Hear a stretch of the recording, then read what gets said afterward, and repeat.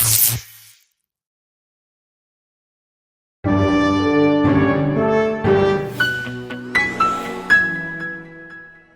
္ဂလာပါမယ်ဆိုတော့ EM channel ကနေပြန်လဲကြိုဆိုလိုက်ပါတယ်ကျွန်တော် Richard ပါကဲဒီနေ့ဗီဒီယိုကတော့ကျွန်တော် root နဲ့ပတ်သက်ပြီးတော့ဗောနော် root concept နဲ့ပတ်သက်ပြီးတော့ကျွန်တော်တေချာ detailing ပြောပြပေးသွားမှာဖြစ်ပါတယ်ဒီ root နဲ့ပတ်သက်ပြီးတော့လုံးဝ intention 0ဖြစ်နေတဲ့သူတွေဗောနော် Android phone တစ်လုံးကို root ဖောက်ဖို့တက်ပါတယ်ဘယ်လိုလိုအပ်တယ်ဆိုတာကိုမသိသေးတဲ့သူတွေပြီးတော့ဖောက်တော့ဖောက်တတ်တယ်တီရောတီရဲ့မမဆောင်လို့ဗောနော်ပုံကိုတော့ try ကြည့်ရဲဒါပေမဲ့ကျွန်တော်တို့ဒီ root လို့ဖြစ်သွားတာတို့ first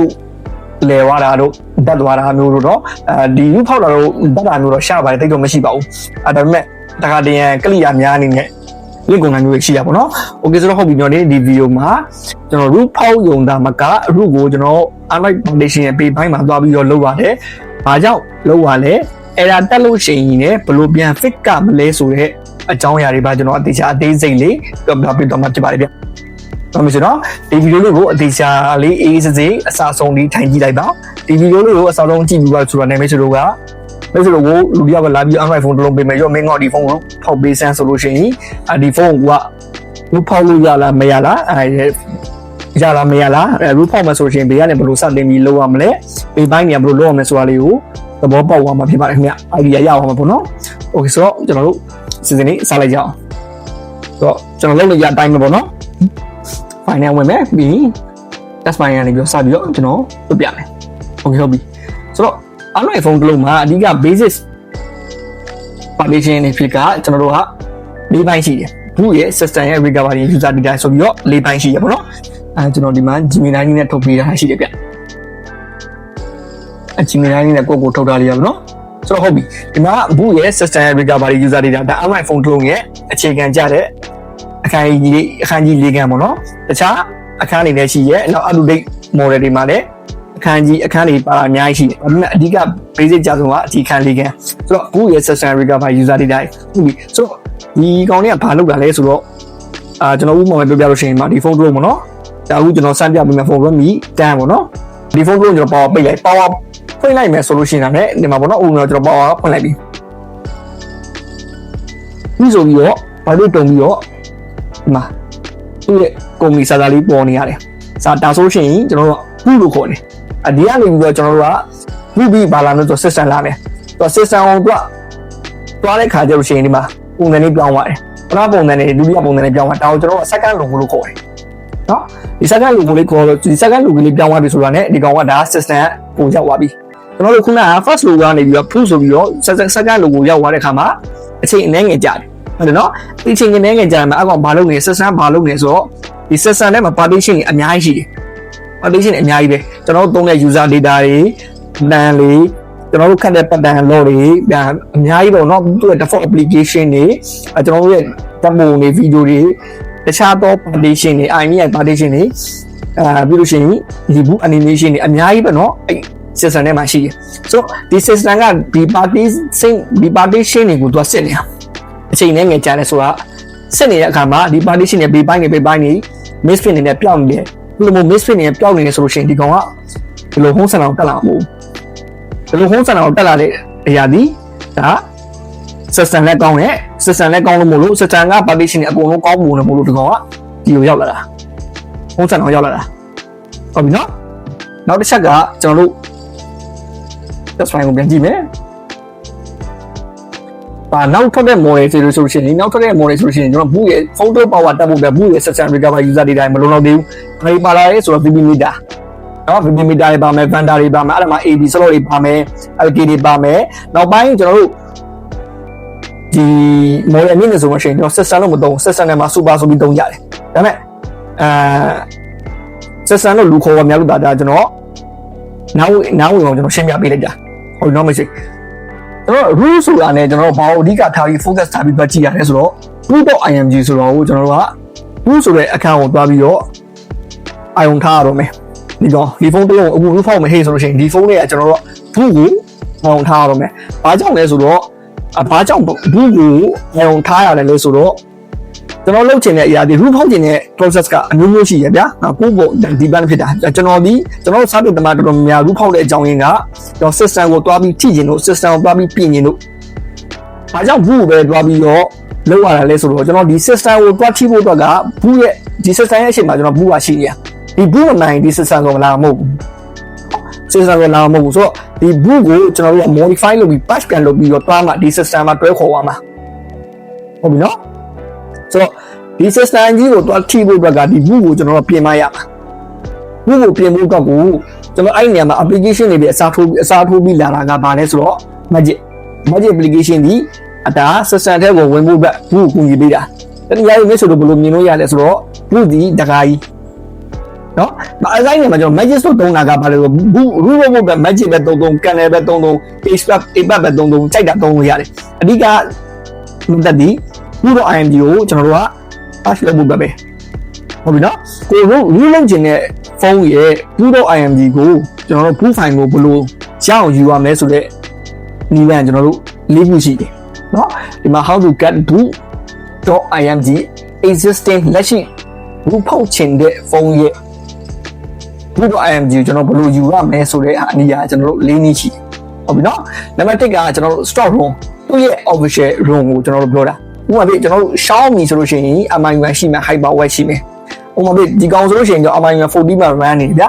MI1 40မှာ run နေဆိုသူ့ရဲ့သက်ဆိုင်ရာ website မှာတွားပြီးတော့သူ့ရဲ့ firmware တွေကနေပြီးတော့ကျွန်တော် boot.img ကိုယူလို့ရတယ် Xiaomi မှာဆိုလို့ရှိရင် Xiaomi မှာဆိုလို့ရှိရင်ကျွန်တော် Mi Fan.net Samsung မှာဆိုလို့ရှိရင်ဟာလား Samsung မှာဆိုလို့ရှိရင်ကျွန်တော်တို့ Samsung.com ဒီ website မှာတွားပြီးတော့ဆက်လို့ရတယ် Realme ဆိုလို့ရှိရင်အမှ Realme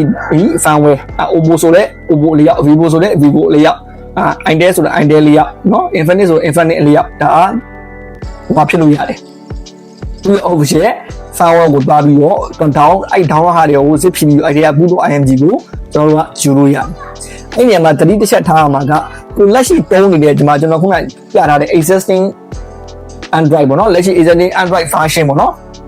အမ current version ကျွန်တော်ရေးထားပြီးတယ်ပေါ့နော် current version နဲ့တူညီနေမှတာနေရမယ်နောက်မယ်ဆိုတူညီနေမှတာနေရမယ်ဟိုဒီကောင်ဆိုလို့ရှိရင်ကျွန်တော်ခုနပြချင်တာ MI1 40 ထဲကဘူးကိုကျွန်တော်မယူဘဲနဲ့ MI1 73နဲ့ဘူးတွေကိုတွားယူပြီးတော့ patch လုပ်လို့ရမလားဆိုတော့မရဘူးဆိုတော့နံပါတ်1ချက်ကကျွန်တော်တို့သူ့ရဲ့ stock room ထဲကနေတွားပြီးတော့ boot.img ကိုယူလို့ရတယ်ဟုတ်ပြီနော်နံပါတ်2ချက်ကကျတော့ကျွန်တော်တို့ backup ထုတ်တာเนาะ backup ထုတ်တာကကျတော့ကျွန်တော်လက်ရှိသုံးနေတဲ့ဖုန်းတွေကနေ firmware တွားပြီးတော့ကျွန်တော်တို့ backup ထုတ်တာဒီ process တွေလုပ်ဖို့အတွက်ကနံပါတ်1 main ချက်က boot unlock ဖြစ်နေဖို့လိုရယ်နော် boot unlock ဖြစ်နေမှဒါလေး boot unlock ဖြစ်နေမှဒါလေး root ဘိုင်းကိုဆက်ပြီးတော့စဉ်းစားလို့ရမှာဟုတ်ပြီနော် root ဘိုင်းကိုဆက်ပြီးစဉ်းစားလို့ရမှာ okay ဆိုတော့ဒီဖုန်းတွေကနေကျွန်တော် firmware ကို backup ထုတ်မယ်ဆိုလို့ရှိရင်ကျွန်တော်တို့ဘယ်လိုထုတ်လို့ရမလဲဆိုတော့ကျွန်တော်နှစ်နည်းထက်ရှိအဲ့နေရာမှာတော့ဘာလဲဆိုတော့နံပါတ်1က custom binary နော် custom binary TWRP တွေ orange font တွေရှိလို့ဆိုလို့ရှိရင်ဒီကောင်တွေကို TWRP orange font တွေ flat light 5ခုကနေပြီးတော့ flat light ကျွန်တော် Android custom လုံးတင်တဲ့ video မှာလေအဲ့ comment တွေကအလုပ်တော့ရနေပါပြီကျွန်တော် file ကျွန်တော်ပြပါတယ်ဆိုတော့အဲ့ရနေသွားပြီးတော့ Facebook ကသက်ဆိုင်ရာ custom binary ထွက်လို့ရှိရင်အဲ့ဒါကို flat ပြီးလို့ရှိရင်အဲ့ရနေသွားပြီးတော့ backup file ကို boot.img ကို backup ထုတ်လို့ရတယ်နော်နောက်တစ်ချက်ကကျတော့ CPU ပေါ့သက်ဆိုင်ရာ CPU ပေါ့ဒီပေါ့နော်ကျွန်တော်တို့ဘယ်လိုလဲ unlock ဖြစ်ပြီးသားအလုံးနေဆိုလို့ရှိရင်ကျွန်တော်တို့ loader support ပေးခဲ့လို့ရှိရင်ပေါ့နော် loader support ပေးခဲ့လို့ရှိရင်ကျွန်တော်သက်ဆိုင်ရာသူ့ကိုတုံးမယ်အောက်မှာကျွန်တော်ခုနရေးပြထားတယ်သူ့ကိုတုံးမယ်ကျွန်တော်တို့ MDK ဆိုလို့ရှိရင် MDK လို့ရှိရင်ကျွန်တော် video ပေါ့ကနေပြီးလို့ရှိရင်ပုံဆိုလို့ရှိရင်98ကနေပြီးတော့ကျွန်တော်တို့ပေါ့တွေကိုဝင်ပြီးတော့အဲ့ရနေပြီးတော့ boot file define နဲ့ packet ထုတ်လို့ရတယ်ဟုတ်ပြီနော်အဲ့ဒီနံပါတ်2နဲ့နံပါတ်3နဲ့ကတူတယ်နော်နံပါတ်2နဲ့နံပါတ်3ကတတူတယ်ဒါ2ကိုသုံးပြီးတော့ဒါ packet ထုတ်သွားတာနောက်တစ်ချက်ကကျတော့နံပါတ်4ကကျတော့ already patch boot.img နော်ဒီ model ကိုပဲဒီ MI1 version ကိုပဲ patch လုပ်ပြီးဒါ boot.img ရှိတယ်ဆိုလို့ရှိရင်ဘာမှအကောင်းစားခံနေကြမလို့ဘူးအဲ့ boot.img ကိုကျွန်တော်တို့ magic ထဲမှာတွားပြီးတော့ဖုန်းကနေတွားပြီးတော့ file လိုက်ရုံပဲအဲ့ဆိုဒါပြီးသွားပြီ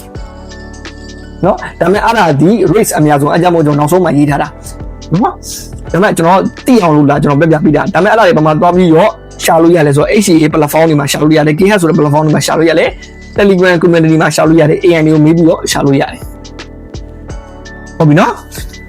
ဝတ်တော့ PC try မယ်ဆိုလဲရတယ်ဒါကျွန်တော် PC နဲ့ကျွန်တော်ဟို monitor PC နဲ့ကျွန်တော်ပြပေးနေပါတော့ web PC ထွန်းရမယ်ဆိုလို့ရှိရင်ကျွန်တော်ပြီးခဲ့တဲ့ခေါက်ကတင်ထားတဲ့ Redmi Note 7မှာတုံးတဲ့ဒီမှာနော်ဒီ application နဲ့ page ပေါ့နော်အဲ့ကနေပြီးတော့လဲကျွန်တော်တို့က cable to cable နော် Type C to Type C cable တုံးမတုံးရှင် USB hub လေးခံပြီးတော့တုံးပြီးတော့အဲ့ကနေပြီးတော့ကျွန်တော်အခု run ပြမဲ့ command တွေနဲ့ run လိုက်ပြီးတော့နော်ဟောလဲ web PC လောက်တာပဲနော်မရှိနော် okay ဟုတ်ပြီဆိုတော့ကျွန်တော်တို့လုပ်ပြပြီးတဲ့ process ကကြတော့နံပါတ်1ပေါ့နော်ဒီ store room ကနေပြီးတော့သွားပြီးတော့ဘူးတော့ IMG ကိုယူမယ်ယူပြီးတော့ကျွန်တော်တို့စပြီးတော့လုပ်မယ်နော်မရှိနော်တော့ကျွန်တော်စလိုက်ကြအောင်အဲဆိုလို့ရှိရင်ကျွန်တော် MIUI 40.0.7 ဒီမှာဆိုလို့ရှိရင် MIUI 40.0.7 နော်မရှိဆိုတော့တူပါပြီဆိုတော့ဒီ firewall ထက်ကဒီ firewall ကဒီလိုမလောင်းတော့ zip file နဲ့လာမယ်နော် zip လေးကိုတစ်ချက်ဖြီးရမယ်နော်မရှိတစ်ချက်ပြထားပြီးတယ်တချို့ကျတော့အသေးစိတ်ကိုမေးတာအဲကြောင့်မလို့နော်ဆို idea ကနေပြီးတော့ကျွန်တော်တို့ဘာကိုသွားပြီးတော့ကြည့်ရမယ်ဆိုတော့ image တစ်ခါထပ်ဝင်မယ်အဲ့ထဲမှာကျွန်တော် boot.img ဆိုပြေးလိမ့်မယ်နော်ဆိုတော့ဒီကောင်လေးတစ် file နဲ့အဲ့ကောင်လေးတစ်ခုနဲ့ဒါကိုကျွန်တော် copy နဲ့ပဲယူလိုက်မယ်နော်ကတ်နဲ့မယူနော် copy နဲ့ယူပြီးတော့ဒီမှာထားလိုက်မယ်ဒီကောင်နဲ့ကျွန်တော်အခုလုပ်ပြပေးမှာကျွန်တော်ဒီ magic နဲ့ပေါ့နော် magic နဲ့လုပ်ပြပေးမှာဆိုတော့ဒီနှစ်ခုကျွန်တော်ဖုန်းထဲကိုကျွန်တော်ထည့်လိုက်မယ်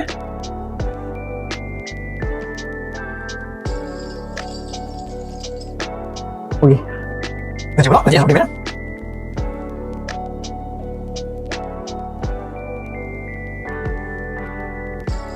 โอเคတော့ဒီမကြည့်ရောက်ပါပြီမကြည့်တယ်ဝင်မယ်နောက်ပြလိုက်မယ်မရှိမ routine မဖြစ်သေးဘူး module တွေပိုင်းနှိပ်လို့မရသေးဘူးဟုတ်ပြီနော်ဆိုတော့ကျွန်တော်ခုနကထည့်ထားတဲ့ကျွန်တော်ခုနထည့်ထားတဲ့ boot.img ကိုပဲ install ဆွဲမယ် install နေအောင်လာမယ်ပြီး select လုပ်မယ် recent file commitment boot.img ဒီကောင်လေးပေါ့နော်ဒီကောင်လေးကိုပဲကျွန်တော်ထည့်လိုက်မယ်ပြီး let's go ပတ်လိုက်မယ်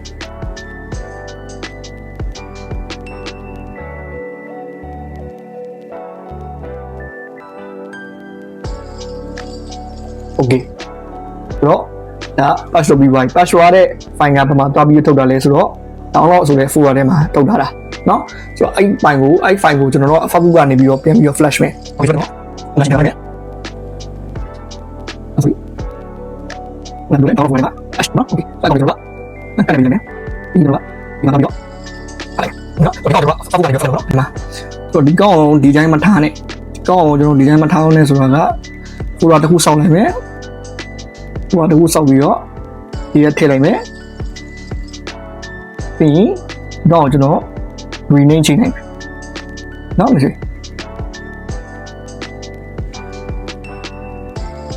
rename ချိန်လိုက်မယ်မဖြစ်ဘူး1နော်1ပေါ့နော်တော့ img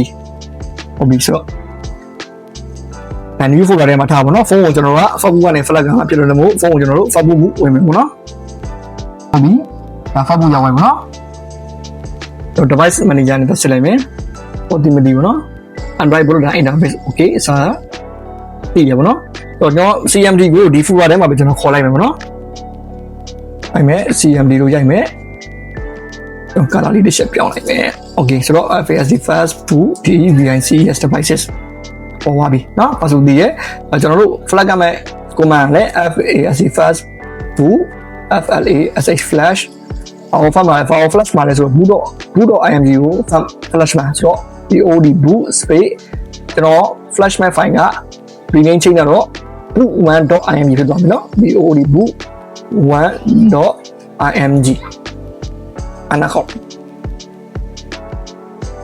okay အဝင်သွားပြီเนาะတော့ဝင်သွားနေမှာတော့ AA ဆိုပြီးပေါ်လို့လား okay ဆိုတော့ပြပေးမယ်เนาะအဲ့နေရာမှာကျွန်တော်တို့ကပုံမှန်အဖြစ်ဆိုရင် FASD fast boot reboot ဆင်းပြီเนาะဒါ flight boot ဆိုတော့ Facebook reboot ကျွန်တော်တို့ဆင်းချလိုက် reboot ဆင်းသွားပြီအစိုးရဒီနေရာမှာ current version မမှန်တာတို့ခုဒီ patch လောက်တာအဆင်မပြေလို့ဆိုလို့ရှိရင်ဒါအဲ့ဒါတက်လိုက်ပါเนาะ boot လို့ဖြစ်တာတို့ပြီးလို့ရှိရင်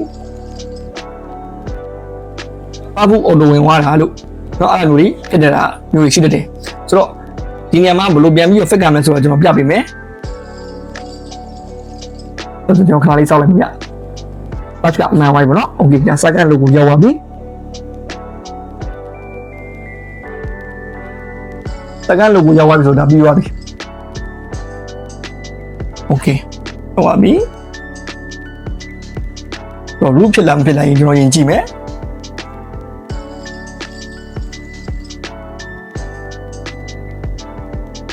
budget တွေဝင်မယ်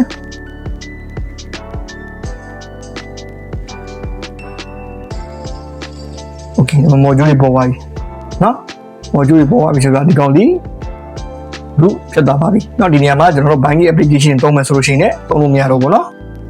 ဒါ root ဖြစ်သွားပြီ okay ဟုတ်ပြီဆိုတော့ဒါတော်တော်မှုဖြစ်သွားတယ်ပေါ့နော်တကယ်ကိုကျွန်တော်ခုပြအတိုင်းပဲလုပ်တယ်လုပ်တာတောင်မှကျွန်တော်ဘူးလို့ဖြစ်သွားတယ် first logo ပေါ်လိုက်ဖွင့်လိုက်ဖြစ်သွားတယ် Facebook auto တွေရောက်သွားတယ်ဆိုလို့ရှိရင်ဘယ်လို fit မလဲဆိုတော့ကျွန်တော်ဆက်ပြပေးမယ်ဒီကောင်ကိုကျွန်တော်ပြန်ပြီးတော့ဟောပြန်လုပ်မယ်ပေါ့နော် Facebook ပြန်ဝင်မယ် Affairs the first root DEVICES devices and Facebook တက်တည်ရပေါ့နော် okay ဆိုတော့အဲ့မှာကျွန်တော်တို့ကဘာပြန်လုပ်ရမလဲဆိုတော့ first root cover CURREND current dash SLOD slot current slot ဆိုပြီးကျွန်တော်တို့ကရှာလိုက်မယ်အဲ့မှာကျွန်တော် slot ကိုတွေ့ရလိမ့်မယ်ဆိုလို့ရှိရင် A ပေါ့နော် A တွေ့ရလိမ့်မယ်ကျွန်တော်ခုနဒီကောင်လို့ဆိုလို့ရှိရင်ဒါ boot.a နဲ့လာသွားတာ current slot ကဒါ A နော်ဒီမှာစပြီးတော့ပေါ်ခဲ့တာကျွန်တော်တို့တန်းသိရပေါ့နော်ဒါ A slot ဆိုတန်းသိရဆိုတော့အဲ့နေရာမှာကျွန်တော်တို့ဘာပြန်လုပ်ရမလဲဆိုတော့ FASC fast boot FLASH flash boot dash A space တော့ဖြစ်တယ်ဒါ lower case เนาะ lower case A space ပြီးရင်ကို flamet ဟာဒီဒီနေ့ချိန်နေတာ boot.1.img boot1.img เนาะကျွန်တော်အနာတစ်ချက်ခောက်ချလိုက်မယ် okay A ပြီးသွားပြီလားဆိုတော့မဟုတ်သေးဘူးကျွန်တော်တို့ B ပါထပ်ပြောင်းရမယ်အဲ့ကွန်မန့်ကိုကျွန်တော်တို့ပြန်ရေးမယ် FAST fast boot FLASH flash boot lower case B space boot 1.img အနာခေါ် okay so ဒါ1 or 2ကိုကျွန်တော်တို့က patch လုပ်လိုက်ပြီး patch လုပ်လိုက်တဲ့တဘောလေးရပဲဟုတ်တော့เนาะအဲ့ဒီမှာကျွန်တော်ပြန်ပြီးတော့ FAST fast boot reboot တားနေလိုက်ပြီဆိုတာ ਨੇ ကျွန်တော်တို့ first logo ပိတ်လိုက်ပွင့်လိုက်ဖြစ်နေတာလေဟလာ Facebook auto ရောက်တာလေ59% ဖြစ်ပါတယ်ဒီနေ့ရဟုတ်ပြီတော့မရှိ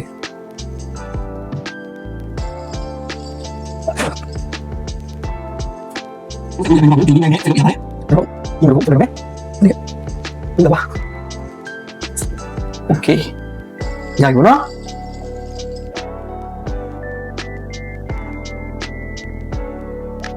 တော့ကြည့်မယ်ဆိုရင် magic ဝင်လိုက်မယ်အားပါပဲဟိုဂျူရပါပြီဒီဖုန်းဒီဒါ root didactic root ဖြစ်သွားပါပြီဗျနော် just နဲ့ပေါ်ပါပြီ just နဲ့ပေါ်ပါပြီ okay ဒါပါပဲဗျနော် root process ကအတိတ်ပဲကတော့ process ကတော့ဒီဗီဒီယိုတော့လက်ရှိ beginner ဗီဒီယိုဖြစ်ပါတယ် root နဲ့ပတ်သက်ပြီးတော့နားမလည်တဲ့သူတွေဒီဗီဒီယိုကိုအခုလောက်ဆိုလို့ရှိရင်စာဆုံးကြည့်လိုက်မယ်ဆိုလို့ရှိရင်တော့သဘောပေါက်သွားမှာဖြစ်ပါတယ်အဲ့ဒါလုံးလို့ရှိရင်လည်းအဲ့ဒါတက်လို့ရှိရင်လည်းဘယ်လို fit ကမ်းမယ်ဆိုတာလေးပဲကျွန်တော်ပြောပြပေးသွားတာပဲဖြစ်ပါတယ်ဗျနော်ဆိုတော့ဒီနေ့တော့ဒီလောက်ပဲ take care yourself bye bye